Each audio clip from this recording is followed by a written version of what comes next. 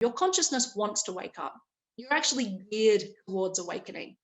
Everything that's happening in your life is gearing you towards, have a look at this aspect of yourself so that you can heal it, so that you can awaken.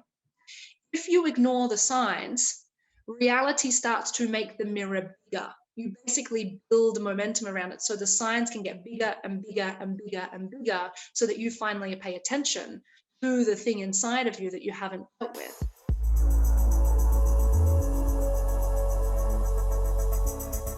So this is why sometimes you feel like things are getting worse, because the mirror is getting stronger. It's sometimes why you can get into a relationship and then the next one's, you like get out of an abusive relationship and you end up in another abusive relationship and it's kind of worse. And then you feel like, oh, I should be learning from this. And then you get into another one and it's kind of worse. And people get into these loops. I say this, and I've been through that myself. I ended up in 5 relationships from my late teens into my mid-20s, and my relationships with people got more and more abusive. And it was really challenging for me to understand, because I thought I should be understanding and learning and evolving. What I wasn't seeing is that it was my internal woundings and trauma and my internal beliefs about myself that were just being manifested at stronger and stronger levels to try and get me to see, hey, have you looked at the part of you that doesn't feel good enough? Have you looked at the part of you that feels like it's a bad person? Have you integrated your own rage and anger, or you're still not letting yourself feel that? And so that's what was coming up inside the relationships. Relationships, whether that's with an intimate partner or family or a child or at work, or your relationship with money or business or anything, it doesn't matter what they are, they're all designed to show you yourself. Everything in this world is designed to show you yourself. We're in a giant mirror here. If you don't pay attention to the mirror, or you don't recognize that what you're seeing in the mirror is the reflections of what's happening inside of you, then there is another way that trauma will actually begin to manifest in your life. A more intimate way, a stronger way. Yeah, this is a strong way. Anyone know what happens when you don't pay attention through the relationships that you have? Like the universe saying, well, if you're not going to pay attention that way, here is something that should get your attention. Through the body. Through the physical body. Disease, headaches, pain, digestive issues, skin rashes, cancer, basically any illness is representation in the body of something that you haven't healed internally. Dr. Gabor Mate, and this is not in the woo-woo land, so I love bringing this stuff in. Years and years in trauma and addiction. As I said, you can go and watch him. He's leading edge in the Western world with this stuff. He says every single disease that he has ever seen, he can link back to a childhood trauma. Every single disease.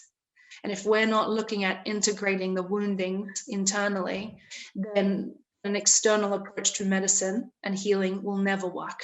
And he's not discrediting the external Western system. It's saying you can't just do that, because that's like putting a Band-Aid on a systemic problem. And it's not even a problem, it's just understanding what it is and why we did it. Cancer is almost always somebody who has repressed anger. Do not let themselves feel anger and frustration. And if you go back into their childhood, mostly you'll find that they probably had parents that punished them for anger, and they weren't allowed to have those emotions. And so through that, they repress. And because they don't want to be an angry person, they don't want to be a sad person, they can actually look like kind of a happy person. And they can even look like a loving person or a giving person. They're a people pleaser. They care way more about other people and making sure other people are good, caring about their own emotional state of being. And through that immense repression over years and years and years, cancer can actually build up in the nervous system. So a lot of people say that cancer is hatred, self-hatred, the rejection of the self. And that's what we find when we go into some of these deeper processes, is a lot of our physiological challenges is actually coming from self-repression, rejection of the self. Remember I said at the beginning, if you try and get to spirituality through pushing away the human, that's called rejection of the self. Any spiritual path or any spiritual method that you use to try and get from human to transcendence is also called rejection of the self, and often only feels like a knife in the human aspect of yourself. And how we don't want to be spoken to from the relationships that we have is the same way we can't speak to ourselves, but we speak to ourselves like this all the time. Now, I'm also going to show you why we do that, because this all helps. All of these things should help you to shift your perspective to understand it's not a bad thing. Now, if as a child growing up, you learned that certain parts of yourself were not acceptable, or were not going to get your needs met, and every time those parts came forward, you got punished for them, you learned that that feels bad, right? So if you bring, say, anger to the forefront and you get punished for anger, you learn that anger feels bad, right? If you bring neediness to the front and you learn that neediness is not good, you want to push neediness away. If it doesn't matter what part it is. So you learn that that feels bad. Here's a very, very, very interesting thing you do to yourselves. And I want you to see that this isn't wrong. It's very right. You then look at those parts inside of yourself and you say, before I let my parents or my friends or society punish me for actually bringing them to the front, I'm going to punish those parts inside of me, try and keep them at bay so that I can turn up in the world in a way that's going to keep me safe and loved and connected. So I will beat myself into remission and push all the parts back inside of me to try and keep myself in the state of being that's going to keep me safe in the world. And so all those parts of your consciousness that we're talking about, I want you to imagine that we're in a prison cell. This is a good way to start it. And you've taken a bunch of those parts and you've punished them all, and you're putting all the parts that you don't want at the forefront in prisons, and you're locking them there, and you're the prison ward.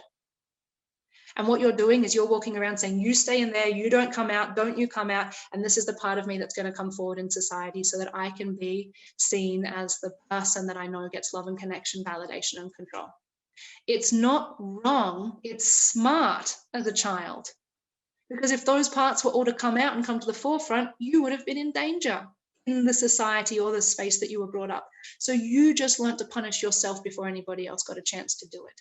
Clever as a child. But eventually, if we want to wake up, guess what our journey is? We got to go back and unlock those parts. And we got to let them come back, because they all want to come back. I said the whole universe wants to come back to oneness. So all of those parts inside the prison cell of your own consciousness are saying, hello, I'm in here and I'm going to knock on the door. And if you don't listen to me, I'm going to throw a tantrum. I'm going to throw a headache here. I'm going to give you a disease. I'm going to mess up your relationship, because they're all still part of you.